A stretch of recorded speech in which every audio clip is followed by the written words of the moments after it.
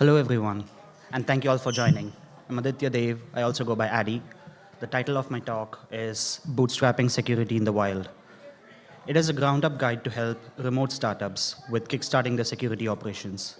So let's get started. Here's a bit about my background. I've been in the cybersecurity space for close to 9 years. I started off as a software developer in various security teams. Currently, I'm a senior security engineer at Delete Me.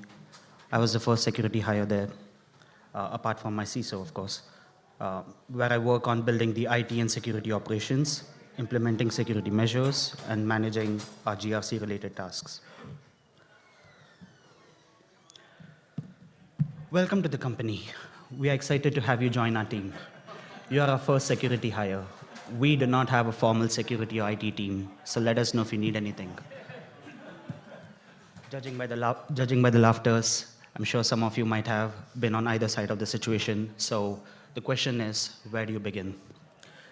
I often like presenting the scenario in interviews as an exercise to potential candidates because there's no right answer.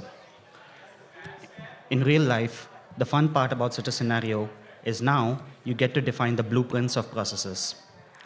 However, before you start standardizing processes, as security professionals, it is important to understand why you need to do something and what falls within the security bubble you intend to build for your company, your end goal, and your assets. Sorry for the lag. Okay, so let's start with the why. The end goal of security is to ensure legal compliance. Therefore, the result of breaking security measures is always a legal consequence. Have you ever heard of how locks are simply meant to keep an honest person honest? You can have the best, most secure door and a theoretically unbreakable lock, but nothing prevents a thief from throwing a stone at the window to break in. So there needs to be a consequence that deters such behavior, meaning there needs to be a law that allows us to enforce an acceptable behavior. And now, the job of security becomes much more defined to ensure that the law is upheld. With that in mind, ensure that your company has legal counsel. Understand company policies, especially the ones that apply to you. And know if your company is compliant with all the necessary regulatory standards. So let's start with the what. It's important to understand the assets you're trying to protect and the ways in which it can be manipulated. What are you trying to protect? How does it flow in and out? When it comes to mapping out company assets broadly, I like to think of them as pertaining to money or data. Money is, of course, the balance in the bank accounts, the cost of resources used by a company, the cost of services needed by a company. Now, data is where we usually come in. We meaning security folks and internal operations. It is primarily PII, pertaining to customers and personnel. It can also include other info like product source code, and of course, we have credentials that are used to access sensitive systems and infrastructures. So, let's dig a bit deeper into data. The ins and outs of data usually involve personnel trying to get their job done. Now let's consider three facets of an employee's day-to-day job. They use their device, use the assigned softwares, and of course, they face some issues from time to time. Our job as security professionals then become to efficiently secure the device, solve their problems, and provide access to the apps required by them to do their job.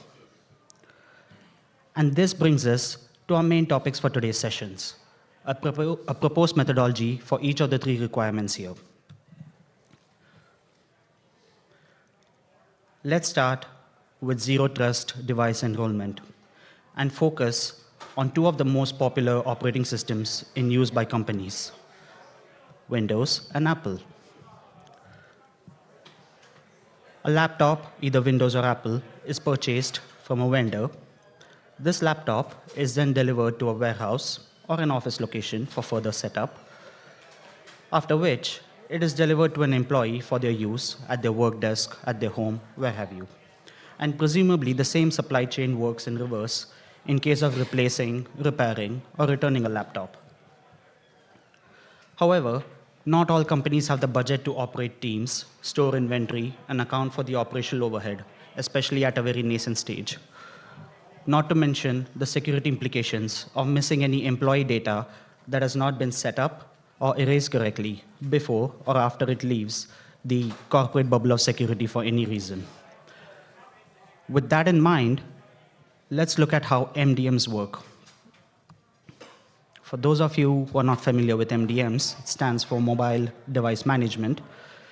Think of MDMs as a server that remember which devices belong to which organization. There's a bit of a lag there. Okay. So MDMs allow you to configure policies such as your laptop, password strength, your screensaver time, or auto-install software such as Chrome, Slack, Zoom, etc., to all the employees or a group of employees based on their role, or you can deploy certificates needed for identity verification onto devices without once touching any of the devices. So this adheres to the core principles of zero trust by employing zero-touch enrollment of devices. The device's softwares and accesses are only for the assigned person's eyes and no one else. Employees can then use their secure device to verify their identity and use SSO to log into their accounts and access data. And MDMs, where they come into picture, is that they're often independent third-party vendors that can get information from authorized computer vendors. So the device registration happens automatically at the point of purchase. Not a lot of companies or folks know this, so that's pretty cool, right? Coming to some more acronyms, EMS stands for Endpoint Management Solution. The concepts kind of go hand in hand. For the MDM registrations to occur automatically and correctly at the time of purchase, you can follow these guidelines. The QR code show. Okay.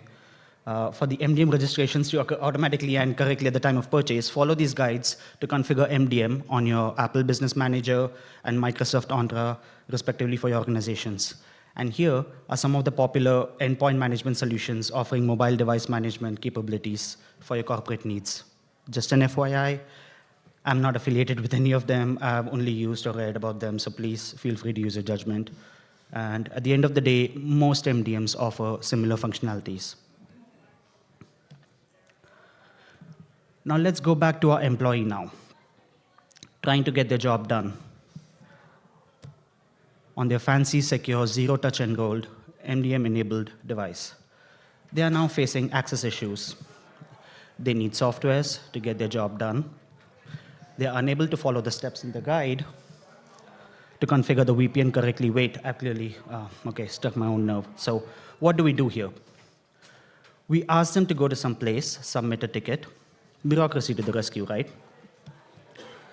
So the ticket gets filed on Jira or Zendesk or ServiceNow, some kind of a ticketing system, and then they get a standard, we'll get back to you in 24 hours email. Except requests are triaged based on priority and importance. And those people are stuck, not because IT doesn't want to help or security doesn't care, because everyone is overburdened. And then we have solutions getting developed in silos. We have shadow IT to the rescue here.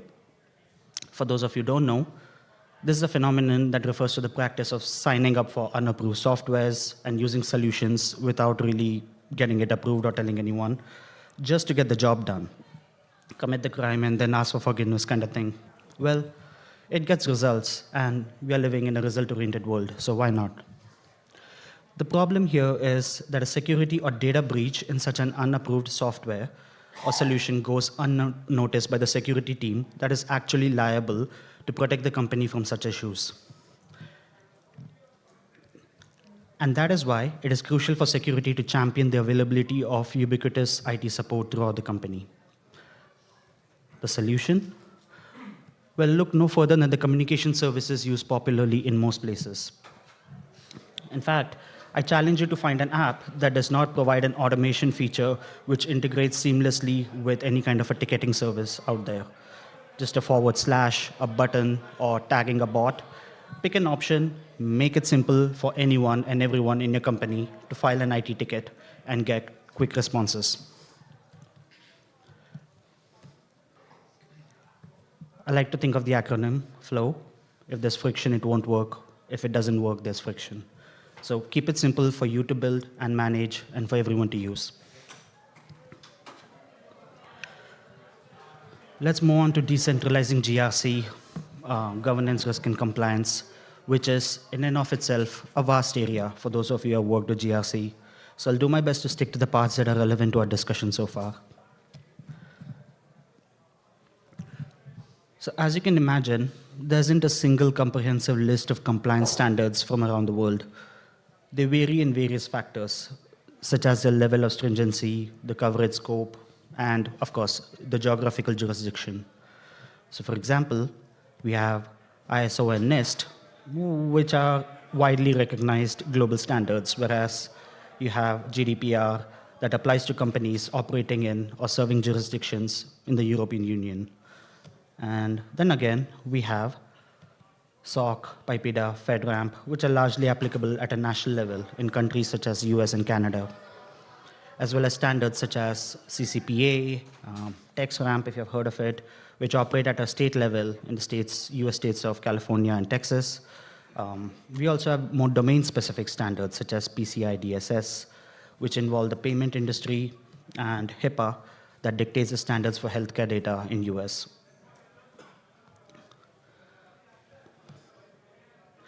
As a security professional, it is important to understand which of these may or may not be applicable to you and your company as you begin to define your company's security baseline.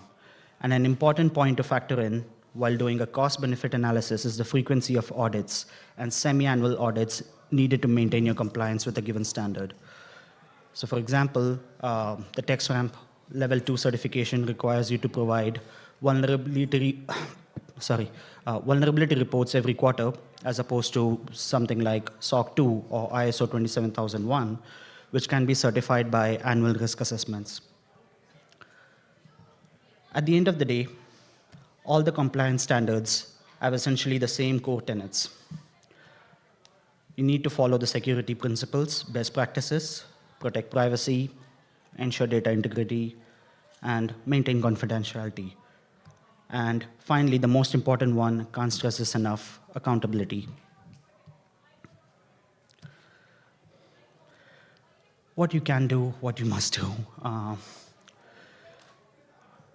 Invest in a half-decent GRC tool, and for the love of everything that's holy, please do not use spreadsheets, Google Sheets, Microsoft Excel, like whatever, to track your progress. Because a GRC tool will allow you to visualize the efforts needed to attest to and maintain compliance to a given standard. Oftentimes, it does this by listing the necessary security controls that need timely auditing and evidences, and giving you an idea of your audit readiness, which will help you stick to your promised deadlines. These security controls often include evidences of change management processes in place, as well as security policies applied to devices, security, personnel, all of which we touched upon during the earlier sections. And finally, they may even offer the ability to set up automations to enable you to pull relevant data that allows you to audit different controls more seamlessly. The second thing to be done is to set up your vendor management solution, which is often an offering by most GRC platforms. This is crucial to get done as soon as possible, probably even before your first ever audit. Why, you ask? Well, maintaining a vendor registry allows you to assign an app owner, not just for budgetary purposes, but also from an accountability standpoint. It allows you to engage stakeholders and delegate tasks to them from the very beginning. In most of my experiences, the humongous task of audit gathering often falls to one or two key stakeholders, which can get stressful during audit time, and it's not a scalable process for sure. And finally, since we now live in a world where we are being sold a host of different SaaS solutions at all times, leading to a SaaS sprawl, Using vendor management solutions as a source of truth for an approved list of vendors only to be used by the company allows us to effectively account for the surface vectors that need to be monitored and, in a way, curb the sprawl. So feel free to check out some of the popular GRC tools in the market. Again, I'm not affiliated with any of them. I've only read about or used some of them, so please feel free to use your judgment. At the end of the day, most GRCs offer similar functionalities. So over time, your choice of your GRC becomes a matter of preference for yourself and your auditors. To summarize, let's go back to our employees' experience with the security bubble. They are able to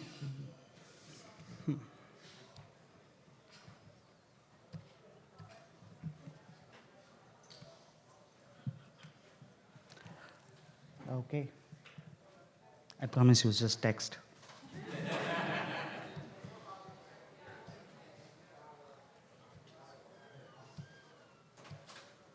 Oops. It all came at the same time. I was lying. Okay, so to summarize, let's go back to our employees' experience within the security bubble. They are now able to use both SaaS and desktop apps on their secured endpoints, which in most cases is a company-provided laptop, some cases mobile devices, but And they use this to download, upload, and process sensitive information, all the while following the basic principles of zero trust and maintaining accountability required by the appropriate compliance standards attested to by your company. Any questions?